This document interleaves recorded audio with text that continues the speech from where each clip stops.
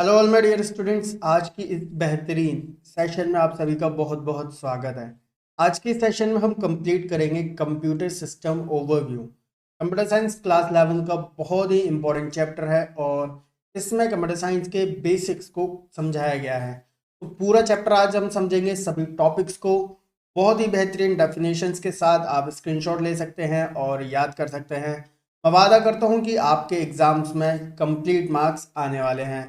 तो जल्दी से इस वीडियो को लाइक कर दीजिए और कंप्लीट वीडियो देखना, एक बार में सारी चीजें समझ में आ जाएंगे। ओके, तो कंप्यूटर सिस्टम्स की बात करते हैं सबसे पहले। तो what is a computer system?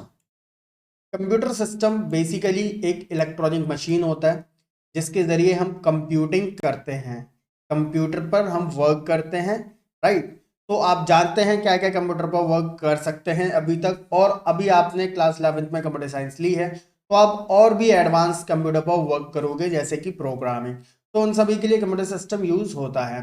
तो कंप्यूटर सिस्टम को इस तरीके से प्रोग्राम किया गया है कि कंप्यूटर हमसे इनपुट्स लेता है, उन इनपुट्स को प्रोसेस करता है और उनके बेसिस पर हमको आउटपुट देता है। राइट, फॉर एग्जाम्पल आप जो है अगर कोई की दबाते हो तो वो आप इनपुट कर रहे हो, और जब आप वो दबाते हो तो वो जो इंस्ट्रक्शन है उसे कंप्यूटर का जो सीपीयू है वो प्रोसेस करता है कि क्या आपने इंस्ट्रक्शन दिया है, उसके बेसिस पर आपको आउटपुट देता है। राइट, सपोज आपने प्ले का बटन दबाया, ठीक है, किसी वीडियो को प्ले करने के लिए, तो कंप्यूटर समझ जाता है कि आप वीडियो को प्ले करना चाहते हो और उसके अकॉर्डिंग आपको आउटपुट दिखता है। राइट, तो कंप्यूटर सिस्टम में क्या क्या होता है? तो कंप्यूटर सिस्टम में होता है हमारा सीपीयू, आप सभी जानते हैं। ठीक है, बचपन से आप कंप्यूटर यूज करते हुए आए हैं। मेमोरी होती है, इनपुट आउटपुट डिवाइसेस होते हैं, स्टोरेज डिवाइसेस होते हैं। राइट, और ये सभी जो कंपोनेंट्स हैं वो सब मिलकर हमारा कंप्यूटर सिस्टम बनाते हैं जिसके जरिए हम इनपुट प्रोसेस आउटपुट के जरिए अपना वर्क कर पाते हैं। राइट, तो ये सारे जो डिवाइसेस हैं आगे चल के इसी सेशन में, इसी वीडियो में बहुत ही अच्छे तरीके से एक्सप्लेन करने वाला हूं मैं।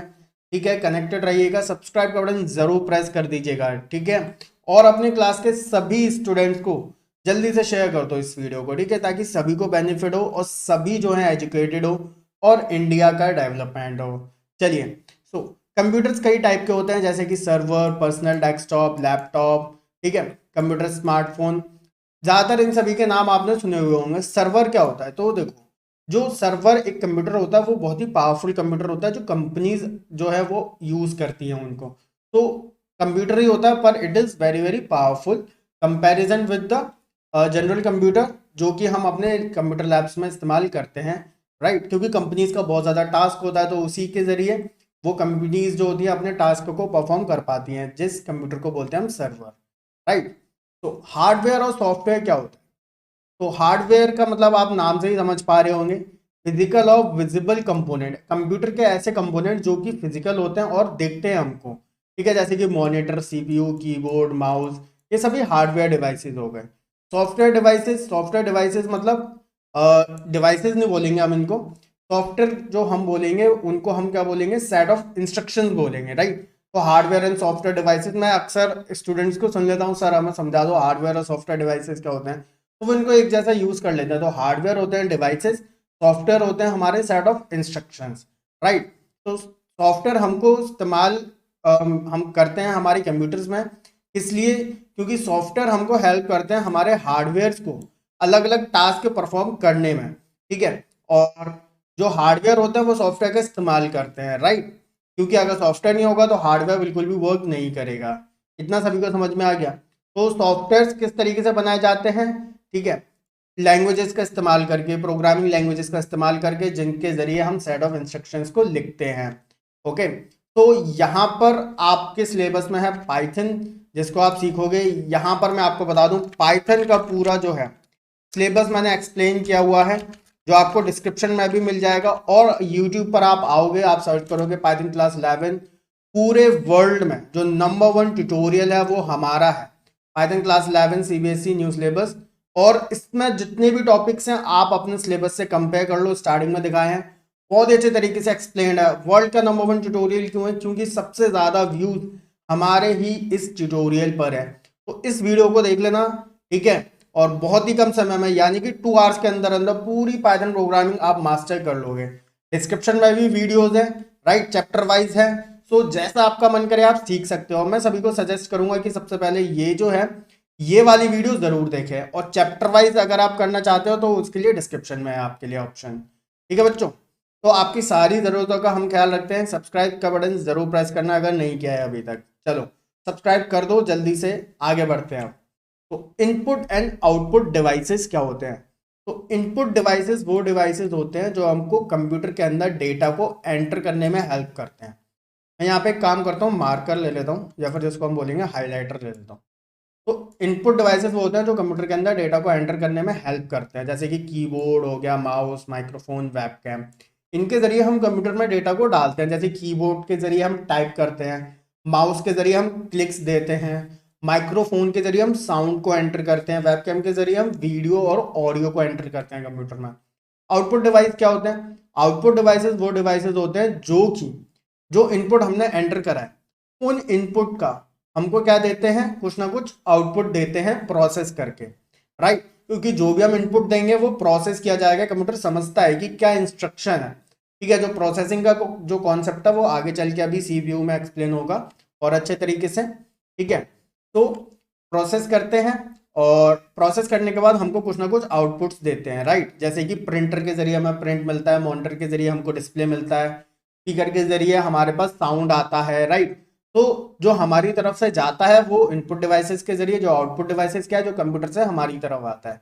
समझ गए? आसान सी लैंग्वेज में मैं आपको समझा रहा हूँ, राइट। तो यहाँ पर आउटपुट डिवाइसेस के बारे में ध्यान रखना है कि जो डेटा होता है यानी कि जो इंस्ट्रक्शंस होते हैं उनको आउटपुट डिवाइसेस क्या करते हैं, ह्यूमन अंडरस्टैंडेबल लैंग्वेज यानी कि ऐसी लैंग्वेज में, ऐसी फॉर्म में कन्वर्ट करके हमको देते हैं जो कि हम समझ सकते हैं, राइट। क्योंकि जो इंस्ट्रक्शंस है वो तो मशीन लैंग्वेज है, वो मशीन समझ रही है, ओके। तो इनपुट प्रोसेस आउटपुट का कॉन्सेप्ट अक्सर 4th क्लास से बच्चे पढ़ते हुए आ रहे हैं। तो यहाँ पर आपको मैंने थोड़ा रिवाइज करा दिया। इनपुट का मतलब जो कंप्यूटर सिस्टम के अंदर हम क्या कर रहे हैं, इंफॉर्मेशन को एंटर कर रहे हैं, राइट। जैसे कि टेक्स्ट को टाइप करते हैं, क्लिक्स करते हैं हम, राइट। प्रोसेसिंग का मतलब होता है कि जो इंस्ट्रक्शंस हमने दिया उसको आउटपुट में दिखाने के लिए कंप्यूटर उन डेटा को समझता है। जैसे कि फॉर एग्जाम्पल एक ह्यूमन, अगर मैं आपसे क्वेश्चन पूछता हूँ तो वो क्या है, एक इनपुट है, ठीक है, आपके लिए। और अगर आप उस क्वेश्चन का आंसर सोच रहे हो तो वो क्या है, आप प्रोसेस कर रहे हो अपने माइंड में कि क्या आंसर देना चाहिए, और जो आप आंसर देते हो वो आउटपुट है। ऐसी कंप्यूटर के लिए हमने कुछ इंस्ट्रक्शन दिया एज ए इनपुट, कंप्यूटर उसे प्रोसेस करेगा कि क्या आउटपुट दिखाना चाहिए। तो वो जो एनालिसिस हो रहा है, ठीक है, जो प्रोसेसिंग हो रहा है, ठीक है, उसके बाद आउटपुट हमको आता है। आउटपुट आप सभी समझ चुके हैं, राइट। तो आउटपुट का मतलब क्या है, कोई भी ऐसा विजुअल या ऑडियो की फॉर्म में जो डेटा होता है जो कंप्यूटर प्रोसेस करने के बाद हमको एज ए इंफॉर्मेशन प्रोवाइड करता है, राइट। तो चलिए सीपीयू को समझते हैं। सीपीयू क्या होता है? तो सीपीयू का मतलब होता है सेंट्रल प्रोसेसिंग यूनिट, जिसको हम कंप्यूटर का ब्रेन भी बोलते हैं। और जो सीपीयू होता है वो कंप्यूटर के अंदर सभी प्रोसेसिंग के लिए जिम्मेदार होता है। क्योंकि इनपुट आप समझ गए, आउटपुट आप समझ गए, प्रोसेसिंग समझ लेते हैं। तो प्रोसेसिंग कौन करता है? सीपीयू करता है। तो सीपीयू के अंदर 3 इंपॉर्टेंट कंपोनेंट्स होते हैं। कौन कौन से? Registers, ALU and CU. बहुत इंपॉर्टेंट है, ध्यान से समझ लीजिएगा। ओके, रजिस्टर्स क्या होते हैं? तो रजिस्टर्ड सीपीयू का वो पार्ट होता है जो कि डेटा को स्टोर करके रखता है, ठीक है, डेटा और इंस्ट्रक्शंस को स्टोर करके रखता है। क्यों? क्योंकि जो भी ऑपरेशन करना है, ठीक है, वो उसका जो डेटा है उसे स्टोर रखना पड़ेगा। अब यहाँ पर एएलयू क्या करेगा? अब मैंने आपको बता दिया, रजिस्टर जो है वो डेटा को स्टोर करके रखता है, इंस्ट्रक्शंस को स्टोर करके रखता है जो आपने इनपुट करे हैं। अब एएलयू क्या करेगा? जो ऑपरेशन, ठीक है, जो इंस्ट्रक्शन है, उस इंस्ट्रक्शन को कंप्लीट करने के लिए जो ऑपरेशन करना है, जो टास्क करना है, ठीक है, वो एएलयू करता है। और वो जो एएलयू है वो अरिथमेटिक एंड लॉजिकल यूनिट यानी कि मैथमेटिकल कंप्यूटेशन करता है। उसके जरिए वो समझ जाता है कि क्या आउटपुट दिखाना है आपको, राइट। अब यहाँ पर सीयू मतलब कंट्रोल यूनिट, नाम से ही आप समझ पा रहे होंगे कि ये कंप्यूटर के अंदर जितना भी डेटा फ्लो हो रहा है इनपुट डिवाइसेस, आउटपुट डिवाइसेस और मेमोरी के बीच में, तो यहाँ पर जो सीयू है वो कंट्रोल जो है वो रखता है डेटा के फ्लो पर, राइट, जो अलग अलग इन डिवाइसेस के बीच में फ्लो हो रहा है, राइट। तो यहाँ पर आप समझ गए सीयू का काम क्या है, ये कंट्रोल रखता है सभी डिवाइसेस के ऊपर कि इनपुट से डेटा आ गया, अब यहाँ पर रजिस्टर के पास स्टोर है, सभी कुछ अच्छे तरीके से काम कर रहा है। तो ये सारा काम कंट्रोल रखने का होता है सीयू का, राइट। मेमोरी को यहाँ पर समझते हैं। मेमोरी का जो है नाम से आप समझ पा रहे होंगे, ये क्या करता है कि जो भी डेटा होता है, उसे स्टोर करके रखता है प्रोसेसिंग के लिए जिसकी ज़रूरत होती है, राइट। मतलब जो हमने इंस्ट्रक्शन दिए हैं वो एक तरीके से कंप्यूटर के लिए डेटा है, उसे स्टोर करके रखना पड़ेगा। जैसे कि मैंने यहाँ पे आपको बताया कि जब प्रोसेसिंग के लिए सीपीयू में जाता है डेटा तो वो रजिस्टर के अंदर क्या होता है, स्टोर होता है, राइट। तो यहां पर अभी सीपीयू यानी कि प्रोसेसिंग के लिए जाएगा, लेकिन प्रोसेसिंग के लिए जाने से पहले इनपुट डिवाइसेस के जरिए हमने यहां पर डेटा प्रोवाइड करा है, राइट। तो सीपीयू के अंदर जाएगा, उसके बाद रजिस्टर में जाएगा, लेकिन सीपीयू यानी कि जो प्रोसेसिंग डिवाइस है उसके अंदर जाने से पहले कहाँ स्टोर होता है ये हम समझ लेते हैं, राइट। तो यानी कि इनपुट डिवाइसेस कीबोर्ड के बाद कहाँ जाता है डेटा, वो आप समझिए। तो यहाँ पर कंप्यूटर के अंदर मेमोरी हम बोल सकते हैं कि 2 टाइप्स की होती है, लेकिन एक और टाइप की मेमोरी ऐड हो जाती है यहाँ पे, कैश मेमोरी, राइट। तो प्राइमरी और सेकेंडरी मेमोरी होती है इंपॉर्टेंट, कैश भी इंपॉर्टेंट होती है, राइट। ये आपको याद रखनी है, अक्सर इसकी डेफिनेशन आ जाती है एग्जाम में। तो प्राइमरी, सेकेंडरी और कैश मेमोरी यहाँ पर हम देखेंगे। मेनली 2 टाइप्स की होती है, प्राइमरी और सेकेंडरी, राइट। तो यहाँ पर सबसे पहले प्राइमरी मेमोरी को हम समझेंगे, राइट। तो प्राइमरी मेमोरी जिसको हम मेन मेमोरी भी बोलते हैं, ये जो भी ऑपरेशन हो रहा होता है उसका जो भी डेटा होता है उसको टेम्पररी स्टोर करके रखती है, ओके। तो सीपीयू डायरेक्टली क्या करता है, अब मैंने आपको बताया ना कि सीपीयू के अंदर डेटा जाएगा, सीपीयू के अंदर रजिस्टर में स्टोर होगा, उससे पहले प्राइमरी मेमोरी में स्टोर होता है। तो सीपीयू कहाँ से डेटा लेता है, सीपीयू डेटा लेता है प्राइमरी मेमोरी में से, राइट। तो सीपीयू जो है वो प्राइमरी मेमोरी में से डेटा ले लेगा। ध्यान रखना है जो प्राइमरी मेमोरी होती है वो कैसी होती है, वोलाटाइल होती है। कैसी होती है, वोलाटाइल होती है। और यानी कि अगर हम कंप्यूटर बंद कर देंगे तो जो भी प्राइमरी मेमोरी के अंदर जितना भी डेटा होगा वो डिलीट हो जाता है, ओके। तो प्राइमरी मेमोरी हमारी 2 तरीके की होती है, पहली होती है रैम, रैंडम एक्सेस मेमोरी। तो ये टेम्पररी जो है वो डेटा को स्टोर करके रखती है, ओके। और ये वोलाटाइल होती है, वोलाटाइल का मतलब मैं आपको समझा चुका हूँ। और इसके बाद यहाँ पर आपको ध्यान रखना है कि जो हमारी रैम होती है वो सेकेंडरी मेमोरी से फास्टर होती है, ओके। बता चुका हूँ मेमोरी 2 टाइप की होती है, प्राइमरी और सेकेंडरी। और जो रैम है वो प्राइमरी है, और प्राइमरी जो है, ठीक है, जो कि रैम है जो कि हमारी सेकेंडरी मेमोरी से फास्टर होती है। जब भी कोई प्रोग्राम स्टार्ट होता है तो उसका जितना भी डेटा होता है वो रैम के अंदर स्टोर्ड रहता है, ओके। रोम की बात करेंगे तो रोम जो है वो हमारी कैसी होती है, ये भी एक प्राइमरी मेमोरी होती है, बट ये नॉन वॉलेटाइल होती है, यानी कि इसके अंदर डेटा परमानेंटली स्टोर होता है। जब भी हम कंप्यूटर स्टार्ट करते हैं तो स्टार्ट करने के लिए जो डेटा होता है, ठीक है, यानी कि जो हमारा ऑपरेटिंग सिस्टम है जैसे कि विंडोज, उसको लोड किया जाता है किसके द्वारा, रोम के द्वारा। लेकिन ऑपरेटिंग सिस्टम को लोड करने के लिए कुछ इंस्ट्रक्शंस चाहिए होते हैं, ओके। वो इंस्ट्रक्शन हमारे रोम के अंदर स्टोर रहते हैं, ओके। तो इतना सभी को समझ में आ गया अच्छे तरीके से प्राइमरी मेमोरी के बारे में। अब चलिए बात करते हैं सेकेंडरी मेमोरी के बारे में। तो सेकेंडरी मेमोरी जो होती है वो डेटा और प्रोग्राम्स को परमानेंटली स्टोर करके रखती है, जिसको हम भविष्य में इस्तेमाल कर सकते हैं। नॉन वॉलेटाइल होती है, इसमें डेटा परमानेंटली स्टोर रहता है, कभी भी डिलीट नहीं होता।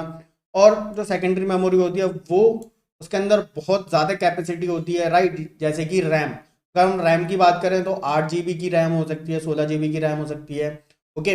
लेकिन जो सेकेंडरी मेमोरी होती है वो बहुत ज़्यादा हो सकती है, ओके। जैसे कि हार्ड डिस्क की बात करें तो 1 TB की हार्ड डिस्क हो सकती है, 2 TB की हार्ड डिस्क हो सकती है, ओके। तो जो सेकेंडरी मेमोरी का जो कंटेंट होता है वो डायरेक्टली सीपीयू एक्सेस नहीं कर सकता, ओके। तो इसको जो है वो तभी एक्सेस किया जा सकता है जब यूज़र इंस्ट्रक्शंस देता है। तो कैश मेमोरी की बात करते हैं तो कैश मेमोरी जो होती है वो हमारी कैसी होती है, एक स्मॉल साइज वॉलेटाइल मेमोरी होती है। वॉलेटाइल होती है मतलब आप समझ के कंप्यूटर का ऑफ करेंगे सो वो क्या हो जाता है, इसमें से भी डेटा डिलीट हो जाता है। लेकिन ये जो है प्रोसेसर को हाई स्पीड डेटा प्रोवाइड करता है, ओके। तो यहाँ पर आपको ध्यान रखने वाली बात यह है कि जो कंप्यूटर प्रोग्राम्स हैं और जो एप्लीकेशंस हैं वो जो हमारे कंप्यूटर में चल रहे हैं उनका जो डेटा होता है, जो कि अक्सर हम यूज़ करते हैं, वो कंप्यूटर प्रोग्राम्स और एप्लीकेशन, उनका जो डेटा होता है वो कैश मेमोरी में होता है। तो यहाँ पर आपको ध्यान रखना है सीपीयू जो है वो रैम के पास जाता है कब, जब वो कैश मेमोरी को रीड कर लेता है, ओके। सपोज आपने कोई एप्लीकेशन ओपन करा, अगर उसका डेटा, ठीक है, कैश मेमोरी के अंदर है तो वो कैश मेमोरी के अंदर पहले सीपीयू रीड करेगा, उसके बाद रैम के पास जाएगा, ठीक है। और जो है इंस्ट्रक्शंस जो कि हमारे रैम के अंदर स्टोर्ड है, ठीक है, जो भी हम वर्क कर रहे हैं उसका जितना भी डेटा होता है वो रैम के अंदर स्टोर्ड होता है। मैं आपको समझा चुका हूँ, ठीक है। RAM store temporary data, during operation, ठीक है, जो ऑपरेशन परफॉर्म किए जा रहे हैं। क्लियर। तो कैश मेमोरी बहुत ज़्यादा फास्ट होती है, और जो हमारे मदरबोर्ड में होती है कैश मेमोरी, या फिर डायरेक्टली अगर हम बात करें तो हमारी रैम के अंदर भी कैश मेमोरी होती है।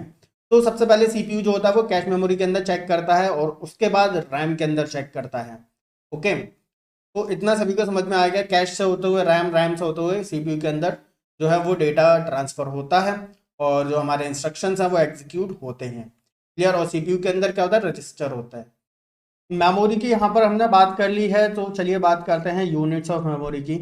तो एक बिट जो होती है, ठीक है, बिट जिसको हम बोलेंगे, सिंपल क्या बोलेंगे, बिट।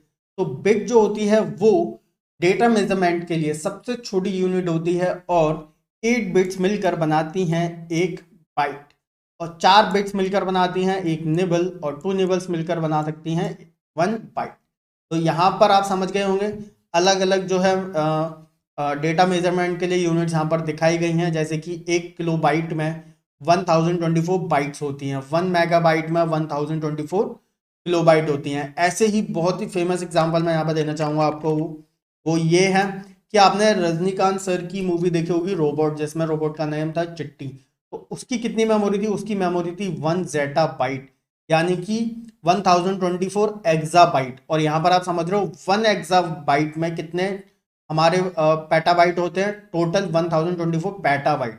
ठीक है, तो ये समझ गए कि रोबोट्स के अंदर कितनी हाई मेमोरी चाहिए होती है, ताकि सभी जो डिसीजंस है वो बहुत ही अच्छे तरीके से ले सकें।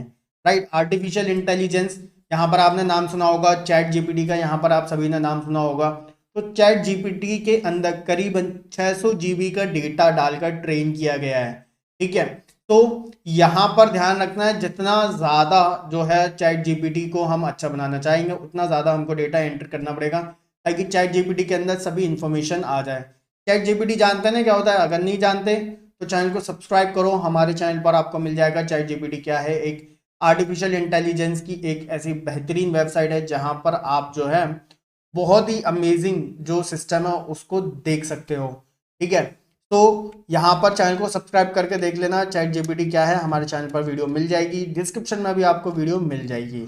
ओके, तो चलिए टाइप्स ऑफ सॉफ्टवेयर की यहाँ पर हम बात करेंगे। तो सिर्फ सॉफ्टवेयर के टाइप कौन कौन से हो सकते हैं हमारे, system software, programming tools and language translator, ये भी सॉफ्टवेयर का एक टाइप है, और एप्लीकेशन सॉफ्टवेयर। तो सबसे पहले हम समझेंगे सिस्टम सॉफ्टवेयर क्या होते हैं। ओके, तो सिस्टम सॉफ्टवेयर हमारे जो कंप्यूटर सिस्टम होता है उसको मैनेज करते हैं हमारे हार्डवेयर के साथ इंटरेक्ट करके। ओके, तो सिस्टम सॉफ्टवेयर हमारे जो यूजर्स होते हैं, यानी कि हम ह्यूमंस, हमको अलग अलग सर्विसेज प्रोवाइड करते हैं, अलग अलग रिसोर्सेज प्रोवाइड करते हैं। राइट। और अलग अलग रिसोर्सेज हमको प्रोवाइड कर सकते हैं, या फिर अलग अलग सॉफ्टवेयर को भी प्रोवाइड कर सकते हैं। ओके, सो इनके टाइप्स अभी हम समझेंगे, आपको और अच्छे तरीके से समझ में आएगा। जैसे कि सिस्टम सॉफ्टवेयर के टाइप्स हो सकते हैं ऑपरेटिंग सिस्टम, सिस्टम यूटिलिटीज, या फिर डिवाइस ड्राइवर्स। तो यहाँ पर ऑपरेटिंग सिस्टम को समझते हैं। सबसे पहले ऑपरेटिंग सिस्टम सभी ने यूज किया है। ऑपरेटिंग सिस्टम एक तरीके से यूजर्स और कंप्यूटर हार्डवेयर के बीच इंटरफेस होता है। ऑपरेटिंग सिस्टम के जरिए हम इनपुट्स देते हैं, जैसे कि फेमस एग्जांपल है ऑपरेटिंग सिस्टम्स के Windows, Linux, Solaris, max OS, Ubuntu. ठीक है, अलग अलग ये ऑपरेटिंग सिस्टम्स हैं। सबसे ज़्यादा पॉपुलर है जो है विंडोज और मैक। ओके, तो यहाँ पर ध्यान रखना है कि जो ऑपरेटिंग सिस्टम है वो कुछ ऐसी बेसिक फंक्शनैलिटीज को कंप्लीट करने में हमारी हेल्प करता है, जैसे कि हमसे इनपुट्स लेते हैं। ओके, इनपुट डिवाइसेस के जरिए आउटपुट देते हैं हमको। ओके, फाइल्स को मैनेज करते हैं और हार्डवेयर के साथ कम्युनिकेट करने में हेल्प करते हैं, या फिर अलग अलग डिवाइसेस को इंस्टॉल या अनइंस्टॉल करने में हेल्प करते हैं। राइट। सिस्टम यूटिलिटीज़ क्या होती हैं, चलिए समझ लेते हैं। सिस्टम यूटिलिटीज़ वो सॉफ्टवेयर होते हैं, वो सिस्टम सॉफ्टवेयर होते हैं जो कि एक कंप्यूटर की परफॉर्मेंस को इम्प्रूव करते हैं। ठीक है, ये हमको वायरस से सिक्योरिटी भी प्रोवाइड करते हैं, और जो हमारी मेमोरी होती है उसके स्पेस को भी मैनेज करते हैं, डेटा बैकअप्स करने में हमारी हेल्प करते हैं। जैसे कि कुछ एग्जांपल्स हो गए सिस्टम यूटिलिटीज के, disk defragmentation, formatting, system restore. Right. तो डिवाइस ड्राइवर की बात करते हैं। डिवाइस ड्राइवर्स वो प्रोग्राम्स या फिर वो सिस्टम सॉफ्टवेयर होते हैं जो कि हार्डवेयर डिवाइस को फंक्शनिंग में हेल्प करते हैं। ओके, तो डिवाइस ड्राइवर्स एक हार्डवेयर डिवाइस और ऑपरेटिंग सिस्टम के बीच में एक इंटरफेस का काम करते हैं, यानी कि उनको कनेक्ट करते हैं। ओके, प्रोग्रामिंग टूल्स की बात करेंगे। सो सिस्टम सॉफ्टवेयर सभी को अच्छे से समझ में आ चुका है। सभी को अच्छे से समझ में आ गया सिस्टम सॉफ्टवेयर। चलिए प्रोग्रामिंग टूल्स की बात करेंगे और प्रोग्रामिंग टूल्स और लैंग्वेज ट्रांसलेटर्स की बात करेंगे। चलिए प्रोग्रामिंग टूल्स कौन से होते हैं? प्रोग्रामिंग टूल्स का मतलब है वो टूल्स जो कि हमें सॉफ्टवेयर को डेवलप करने में, इंस्ट्रक्शंस लिखने में हमारी हेल्प करते हैं। ओके, प्रोग्रामिंग टूल्स अलग अलग टाइप के हो सकते हैं, जैसे कि languages, language translators, program development tools. तो सबसे पहले प्रोग्राम लैंग्वेजेस समझेंगे। प्रोग्रामिंग लैंग्वेजेस वो लैंग्वेजेस होती हैं जो कि हमको इंस्ट्रक्शंस लिखने में हेल्प करती हैं और उनको हम कंप्यूटर सिस्टम में एग्जीक्यूट करते हैं या फिर रन करते हैं, वर्क कराते हैं। तो प्रोग्रामिंग लैंग्वेजेस क्या करती हैं? ये कंप्यूटर की जो इंस्ट्रक्शंस होते हैं, जो कोडिंग होती है, उसको बहुत आसान बना देती हैं। प्रोग्रामिंग लैंग्वेज आपके सिलेबस में है पाइथन, मैं आपको बता चुका हूँ, लिंक डिस्क्रिप्शन में पाइथन का देख लेना। ओके, तो एसक्यूएल भी मैंने एक्सप्लेन करी है, आपको मिल जाएगी, आपके सिलेबस में है, अगर आप सीखना चाहते हो तो मिल जाएगी, डिस्क्रिप्शन में है। ओके, सिलेबस में एक बार देख लेना, ठीक है। ऐसा है कि कई स्टेट्स के जो बोर्ड होते हैं उनके सिलेबस में एसक्यूएल है, ठीक है। तो आप एक बार कंफर्म कर लेना, अगर आपके सिलेबस में है तो आप देख लीजिएगा, अदरवाइज मैं सजेस्ट करूंगा सीख लो, ठीक है। छोटा सा ट्यूटोरियल है, उसमें मैंने एक पूरी डेटाबेस की लैंग्वेज सिखाई है, तो सीख ही लेना, सभी को सजेस्ट करूंगा, आपका ही बेनिफिट होगा। ओके, तो यहाँ पर प्रोग्रामिंग लैंग्वेजेस को हम दो कैटेगरीज में डिवाइड कर सकते हैं, हाई लेवल लैंग्वेज और लो लेवल लैंग्वेज। तो जो पाइथन है हमारी, वो हाई लेवल लैंग्वेज है। तो सबसे पहले हम प्रोग्रामिंग टूल्स में जो प्रोग्रामिंग लैंग्वेज हम समझ रहे हैं उसमें हम समझेंगे सबसे पहले लो लैंग्वेज, ठीक है, लो लेवल लैंग्वेज। तो लो लेवल लैंग्वेज को हम मशीन लेवल लैंग्वेज भी बोलते हैं, इसको मशीन्स के द्वारा आसानी से समझाया जा सकता है, मतलब मशीन आसानी से समझ सकती हैं, और इसको मशीन फ्रेंडली लैंग्वेज भी बोलते हैं, और इसको समझना बहुत ज़्यादा टफ होता है ह्यूमंस के लिए, क्योंकि ये बहुत टफ होती है ह्यूमंस के लिए समझना। मशीन लैंग्वेज जो होती है और असेंबली लैंग्वेज जो होती है, वो एग्जाम्पल है हमारी लो लेवल लैंग्वेज के। ओके, हाई लेवल लैंग्वेज ये प्रोग्रामर फ्रेंडली लैंग्वेज होती है, यानी कि ह्यूमंस इसको आसानी से समझ सकते हैं। हाई लेवल लैंग्वेज के एग्जांपल्स हैं सी प्लस प्लस, जावा, पाइथन, सी हैश। ओके, तो यहाँ पर मशीन लैंग्वेज और असेंबली लैंग्वेज को भी समझ लेते हैं। ओके, जो कि हमारे क्या है, लो लेवल लैंग्वेज के एग्जांपल्स हैं। ओके, तो मशीन लैंग्वेज ये बाइनरी कोड में लिखी जाती है, जैसे कि 0-1 की फॉर्म में, कंप्यूटर सिस्टम के लिए ऑपरेशंस लिखने के लिए। तो कंप्यूटर सिस्टम इसको समझ लेता है बड़ी आसानी से, कोई भी इंटरमीडिएट सॉफ्टवेयर रिक्वायर्ड नहीं होता। अगर कोई कोड मशीन लैंग्वेज में लिखा है तो कंप्यूटर सिस्टम उसको डायरेक्टली समझ लेगा। ओके, मशीन लैंग्वेज को समझना या फिर याद करना ह्यूमंस के लिए बहुत टफ होता है, क्योंकि इसमें क्या होता है, 0-1 का इस्तेमाल करते हैं। असेंबली लैंग्वेज की बात करें तो असेंबली लैंग्वेज भी टफ ही होती है, राइट, और लेकिन इसमें कुछ इंग्लिश के वर्ड्स भी इस्तेमाल किए जाते हैं, लेकिन फिर भी ये टफ होती है कंप्यूटर सिस्टम के लिए। हम ह्यूमंस असेंबली लैंग्वेज में राइट नहीं कर सकते। ओके, अगर आप सीखना चाहो तो आप सीख सकते हो, लेकिन रिक्वायरमेंट नहीं है, आपको सिर्फ पाइथन पर फोकस करना है। ओके, तो जो असेंबली लैंग्वेज है वो प्लेटफॉर्म डिपेंडेंट है, मतलब कोई अगर ऐसा कोड है जो असेंबली लैंग्वेज में लिखा गया है किसी पर्टिकुलर सीपीयू डिवाइस के लिए, तो वो किसी दूसरे सीपीयू डिवाइस के लिए इस्तेमाल में नहीं हो सकता। लैंग्वेज ट्रांसलेटर्स की बात करते हैं, यानी कि जो हम प्रोग्रामिंग टूल्स हम समझ रहे थे, राइट, प्रोग्रामिंग टूल्स में प्रोग्रामिंग लैंग्वेजेस सभी ने समझ ली। अब चलिए बात करते हैं प्रोग्रामिंग लैंग्वेजेस के बाद लैंग्वेज ट्रांसलेटर्स की। ओके, तो लैंग्वेज ट्रांसलेटर्स क्या होते हैं? ये जो होते हैं वो हमारे इंस्ट्रक्शंस को, ठीक है, जो कि असेंबली या हाई लेवल लैंग्वेज या लो लेवल लैंग्वेज में लिखे हैं हमने, उसको मशीन लैंग्वेज में कन्वर्ट करते हैं, जो कि मशीन समझ सके। ओके, तो मशीन लैंग्वेज जो होती है वो 0-1 की फॉर्म में होती है, जो कि कंप्यूटर डायरेक्टली समझ लेता है। तो डिफरेंट डिफरेंट ट्रांसलेटर्स होते हैं कन्वर्जन करने के लिए, जैसे कि असेंबलर, कंपाइलर, इंटरप्रेटर। जो हमारी पाइथन लैंग्वेज है वो इंटरप्रेटेड लैंग्वेज है, ठीक है। तो पाइथन के लिए क्या यूज होता है? इंटरप्रेटर इस्तेमाल होता है। तो असेंबलर, कंपाइलर और इंटरप्रेटर में क्या डिफरेंस है? असेंबलर जो होता है वो असेंबली लैंग्वेज को मशीन लैंग्वेज में कन्वर्ट करता है। कंपाइलर जो होता है वो हमारे हाई लेवल लैंग्वेज को मशीन कोड में कन्वर्ट करता है, राइट, जैसे कि। लेकिन कंपाइलर और इंटरप्रेटर में डिफरेंस क्या है? कंपाइलर पूरा जो कोड लिखा है ना उसे एक बार में जो है मशीन लैंग्वेज में कन्वर्ट कर देगा, लेकिन जो इंटरप्रेटर होता है वो हाई लेवल लैंग्वेज को मशीन लैंग्वेज में कन्वर्ट करेगा, लेकिन लाइन बाय लाइन, पहले फर्स्ट लाइन फिर सेकंड फिर थर्ड, इस तरीके से कन्वर्ट करता है। ओके, तो ये आपको सभी को समझ में आ गया। अब बात करते हैं यहाँ पर, सभी ने प्रोग्रामिंग लैंग्वेजेस समझ लिया, लैंग्वेज ट्रांसलेटर समझ लिया। अब बात करते हैं प्रोग्राम डेवलपमेंट टूल्स की। तो प्रोग्राम डेवलपमेंट टूल्स क्या होता है? ये वो टूल्स होते हैं यानी कि ये वो ऐसे इंटीग्रेटेड डेवलपमेंट एनवायरनमेंट होते हैं, यानी कि ये ऐसे सॉफ्टवेयर होते हैं जिनमें हम हमारी प्रोग्रामिंग करते हैं, जिनमें हम हमारे सॉफ्टवेयर को डेवलप करते हैं, जैसे कि text editor, debugger, GUI editors. ठीक है, ज़्यादातर हम जो है यानी कि मैं जो हूँ वो पाइथन आइडियली इस्तेमाल करता हूँ, राइट। विजुअल स्टूडियो भी मैं इस्तेमाल करता हूँ और यहाँ पर एटम भी मैं इस्तेमाल करता हूँ। आपके ऊपर डिपेंड है कि आप कौन सा आइडियली यूज़ करते हो। मैं क्लास यानी कि सीबीएसई के स्टूडेंट्स को पाइथन आइडियली इस्तेमाल करना सजेस्ट करता हूँ, राइट। अगर आपने इंस्टॉल नहीं किया है पाइथन आइडियली, डिस्क्रिप्शन में लिंक है, देख लो कैसे इंस्टॉल होगा अपने सिस्टम में, ताकि आप पाइथन प्रोग्रामिंग कर सको उसके अंदर। ओके, तो यहाँ पर प्रोग्रामिंग टूल सभी को समझ में आ चुके हैं। चलिए, तो हम कितना समझ चुके हैं एक बार यहाँ पर देख लेते हैं, राइट। तो सिस्टम सॉफ्टवेयर सभी को समझ में आ गया, टाइप्स ऑफ सॉफ्टवेयर में programming tools and language translator सभी को समझ में आ गया। अब बात करते हैं एप्लीकेशन सॉफ्टवेयर की। ओके, तो एप्लीकेशन सॉफ्टवेयर क्या होते हैं? ये वो सॉफ्टवेयर होते हैं जिनको किसी पर्टिकुलर टाइप की जरूरत के लिए बनाया जाता है। ठीक है, जैसे कि ड्राइंग के लिए, प्रेजेंटेशन, डॉक्यूमेंटेशन, कैलकुलेशन, कोई पर्टिकुलर जरूरत है उसके लिए हम एक सॉफ्टवेयर बना देते हैं। ये जो सॉफ्टवेयर होते हैं, ठीक है, ये हमारे सिस्टम सॉफ्टवेयर पर वर्क करते हैं। ठीक है, सिस्टम सॉफ्टवेयर में आपको समझा चुका हूँ इसी ट्यूटोरियल में, ध्यान से समझ रहे हो ना? नोट्स बनाते हुए चलो, स्क्रीनशॉट ले लो। ओके, और मेक श्योर स्टूडेंट्स की आपने लाइक और सब्सक्राइब जरूर कर देना, कमेंट करके बताना आपको कैसा ट्यूटोरियल चाहिए, किस टॉपिक के ऊपर चाहिए, मैं आपके लिए जरूर बनाऊंगा। चलिए, अब यहाँ पर हम देखेंगे कि एप्लीकेशन सॉफ्टवेयर के क्या टाइप्स होते हैं। पहला जनरल पर्पस सॉफ्टवेयर और दूसरा कस्टमाइज सॉफ्टवेयर।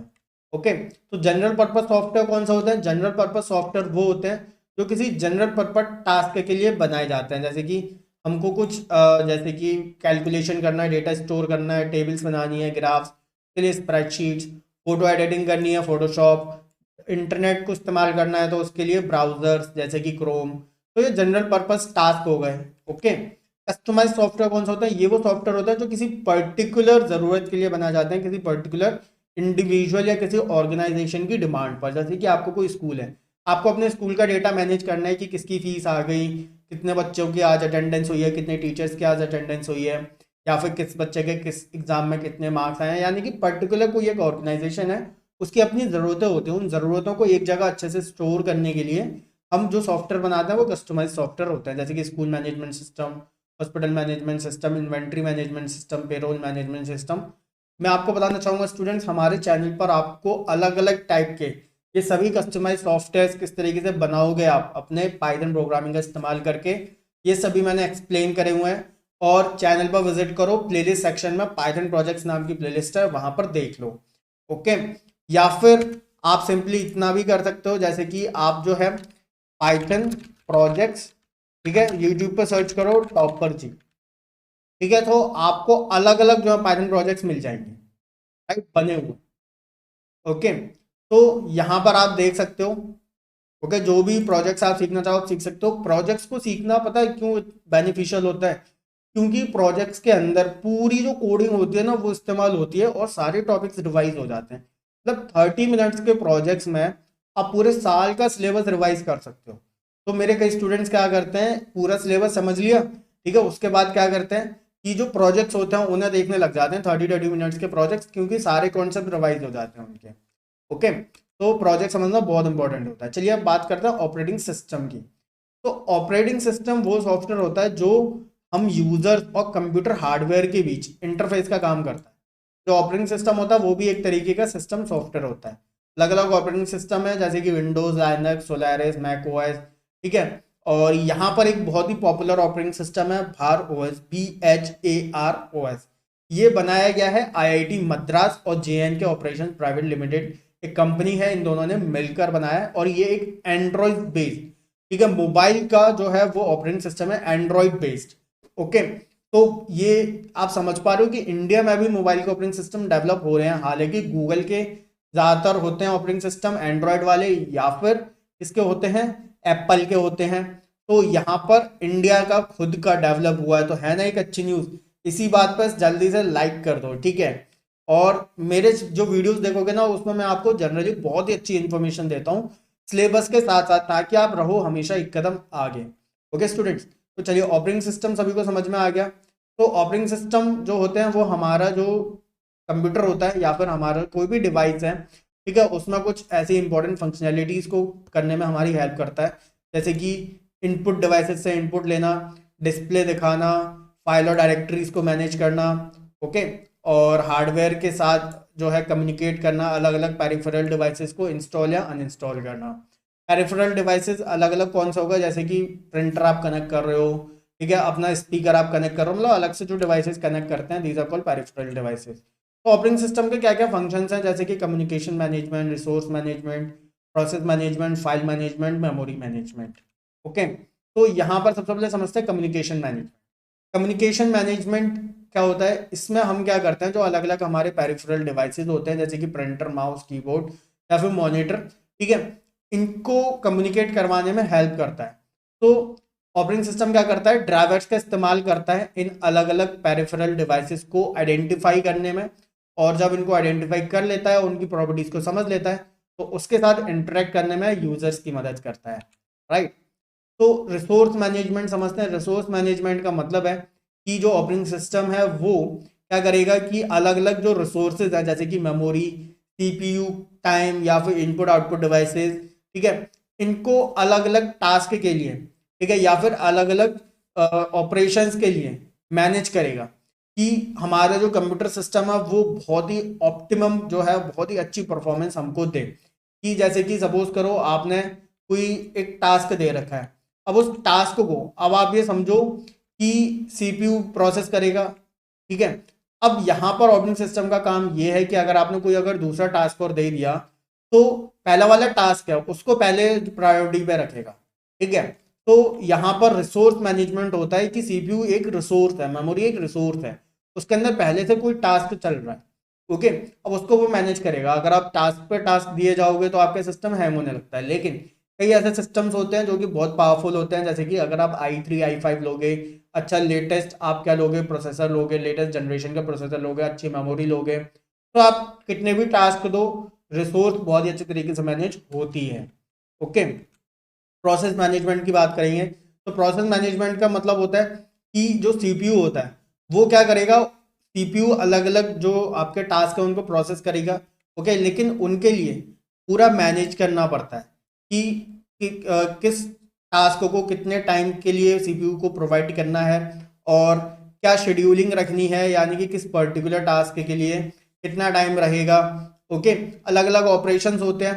तो सिंपल ये है कि ऑपरेटिंग सिस्टम ये डिसाइड करता है कि जो प्रोसेसर है हमारा वो कितना टाइम लेगा किसी पर्टिकुलर प्रोसेस को मैनेज करने के लिए, ओके। यहाँ पर मेमोरी मैनेजमेंट की हम बात करेंगे। इसमें क्या किया जाता है कि जो मेमोरी होती है वो एलोकेट की जाती है, और जब ज़रूरत नहीं होती तो मेमोरी को रिलीज कर दिया जाता है, ओके। यहाँ पर फाइल मैनेजमेंट क्या होता है, फाइल मैनेजमेंट का मतलब होता है जितनी भी हमारी फाइल्स और अलग अलग फोल्डर्स हैं जो कि हमारी सेकेंडरी मेमोरी यानी कि जो हमारी हार्ड डिस्क है उसके अंदर होता है, उसको मैनेज किया जाता है, ठीक है। कि आप जानते हो आप क्रिएट कर सकते हो न्यू फाइल्स और फोल्डर, डिलीट कर सकते हो, मूव कर सकते हो, कॉपी कर सकते हो, रिनेम कर सकते हो। तो ये सारे जो टास्क होते हैं वो ऑपरेटिंग सिस्टम करता है। जनरली आप जानते हो कि कंप्यूटर सिस्टम के अंदर जो ऑपरेटिंग सिस्टम होता है, विंडोज 11, विंडोज 10, ये क्या टास्क परफॉर्म करते हैं, ये सब वही हैं, ओके। तो इंटरफेस की यहाँ पर हम बात करेंगे ऑपरेटिंग सिस्टम के अंदर। तो इंटरफेस का मतलब क्या होता है, ऑपरेटिंग सिस्टम के अंदर यूजर इंटरफेस का मतलब होता है वो मीडियम, ठीक है, जिसके जरिए कोई यूजर जो होता है वो ऑपरेटिंग सिस्टम के साथ इंटरेक्ट करता है। तो कुछ कॉमनली यूज इंटरफेसेस हैं, जैसे कि character user interface, graphical user interface, touch based interface, voice based interface. तो कैरेक्टर यूजर इंटरफेस में क्या होता है, कैरेक्टर यूजर इंटरफेस में मतलब हम मशीन यानी कि ऑपरेटिंग सिस्टम के अंदर हम किस तरीके से कमांड देते हैं टाइप करके, ओके। जैसे कि आप सभी ने यूज किया होगा MS DOS, ठीक है, ये पहले यूज होता था ऑपरेटिंग सिस्टम जिसमें हम टाइप करते थे कमांड, जैसे कि ओपन नोटपैड, इस तरीके से कुछ। तो अब ये इस्तेमाल नहीं होता MS DOS, अब सभी जो है ज़्यादा ग्राफिकल यूजर इंटरफेस, ठीक है, यानी कि क्लिक वाला इंटरफेस इस्तेमाल करते हैं, क्लिक और डायरेक्ट टाइप वाला इंटरफेस, ओके। पहले जो था वो क्लिकिंग का, आइकन्स का नहीं था, पहले करेक्टर यूजर इंटरफेस यूज होते थे बहुत टाइम पहले, ओके। तो यहाँ पर करेक्टर यूजर इंटरफेस जो है वो एक बार में एक ही टास्क कर सकता था, और जो प्राइमरी जो सबसे इंपॉर्टेंट इनपुट डिवाइस होता था करेक्टर यूजर इंटरफेस के लिए वो होता था कीबोर्ड, ओके। तो जो भी पर्टिकुलर यूजर है उसे सारी कमांड्स जो होती हैं वो याद रखनी पड़ती हैं। ओके, जो ऑपरेटिंग सिस्टम के अंदर जो टास्क वो करवाना चाहता है हर एक के लिए कमांड होगी, क्योंकि आइकन तो होगा नहीं।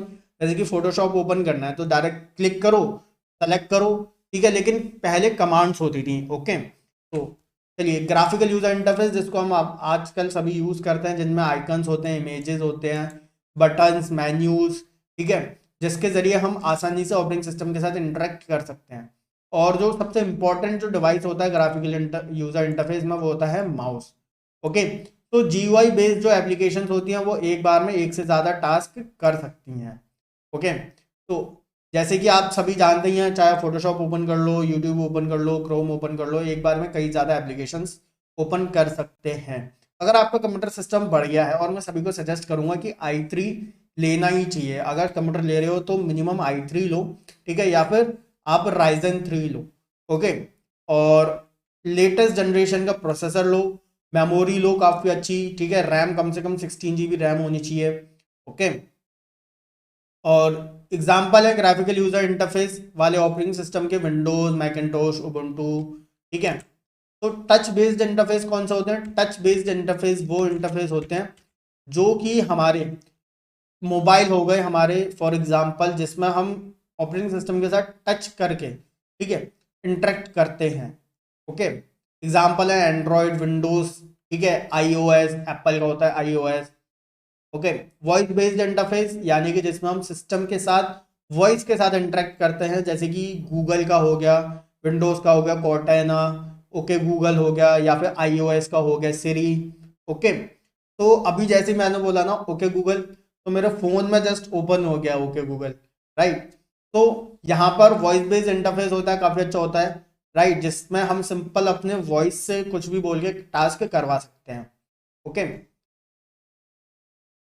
तो यहाँ पर जो वॉइस, देखो स्टार्ट हो गए, तो यहाँ पर जो हमारे वॉइस बेस्ड इंटरफेस होते हैं वो आसानी से हम इस्तेमाल कर सकते हैं, राइट। जिनको भी कीबोर्ड, माउस या टच स्क्रीन यूज करना आता है वो वॉइस बेस्ड इंटरफेस भी आसानी से इस्तेमाल कर सकते हैं।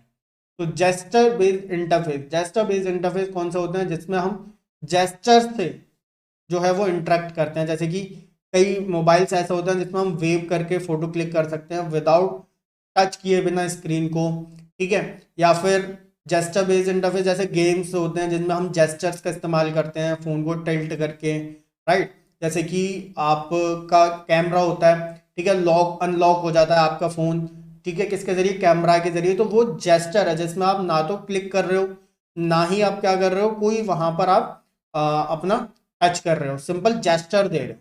ओके, तो जेस्चर बेस्ड इंटरफेस जो है वो डेवलप हो रहे हैं किसके लिए? गेमिंग में बहुत ज़्यादा डेवलप हो रहे हैं, मेडिसिन वाली इंडस्ट्री में भी ऐसी एप्लीकेशन डेवलप हो रही हैं। ओके, तो कैसा लगा स्टूडेंट्स आपको आज का ये ट्यूटोरियल? कमेंट करके ज़रूर बताइएगा।